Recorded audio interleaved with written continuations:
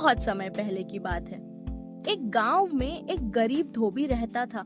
उसके पास एक गधा था, न तो बहुत समझदार न ही बहुत ताकतवर, लेकिन काम में मेहनती और वफादार।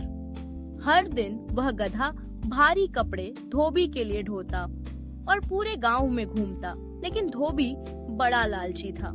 वह गधे को भरपूर खाना नहीं देता था और उससे बहुत अधिक काम करवाता था। एक दिन जंगल के किनारे कपड़े सुखाते हुए धोबी को कुछ अजीब सी चीज दिखी, शेर की खाल।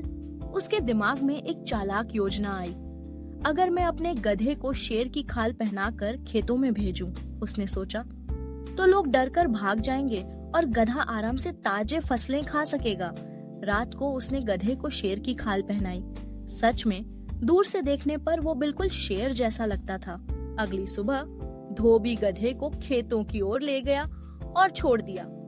जैसे ही किसान और ग्रामीणों ने उस शेर को देखा, वो डर के मारे भाग खड़े हुए। अरे शेर, जान बचाओ। गधा बहुत खुश हुआ। उसे अपने जीवन की सबसे स्वादिष्ट दावत मिली, हरे गन्ने, गेहूं और ताजी सब्जियां। अब ये रोज का काम बन गया। धोबी गधे को शेर की खाल पहनाता और गधा खेतों में मजे करता। लेकिन गधा अब भी अंदर से गधा ही था। एक दिन जब गधा गन्ने के खेत में अपने पसंदीदा भोजन का आनंद ले रहा था, वो बहुत खुश हो गया। खुशी में उसने अपनी पहचान भूलते हुए जोर से गधों की आवाज में रेंकना शुरू कर दिया। ढेंचू, ढेंचू। छुपे हुए किसानों ने तुरंत ध्यान दिया। अरे, शेर तो कभी ढेंचू नहीं करता। ये तो गधा है, शेर की खाल पहने हुए। गुस्साए और शर्मिंदा किसान लाठियां और पत्थर लेकर दौड़े और गधे की जोरदार पिटाई कर दी। बेचारा गधा बुरी तरह घायल होकर धोबी के पास वापस भागा।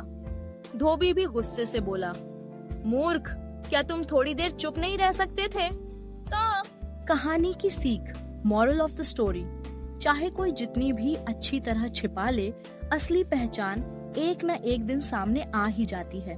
Thanks for watching. Please subscribe and like for more videos.